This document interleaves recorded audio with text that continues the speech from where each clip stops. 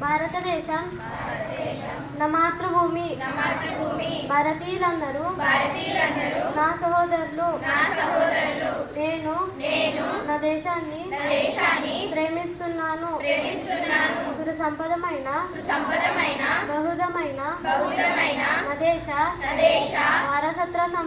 వారసత్వ సంపద నాకు గర్వకారణం. దీనికి అర్హత పొందడానికి సర్వదా నేను కృషి చేస్తున్నాను.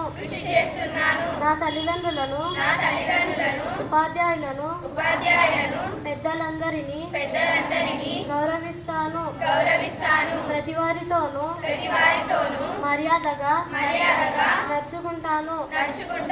నా దేశం పట్ల నా ప్రజల పట్ల సేవానిరతితో ఉంటానని ప్రతిజ్ఞ చేస్తున్నాను. వారి శ్రేయాభివృద్ధులే నా ఆనందానికి మూలం.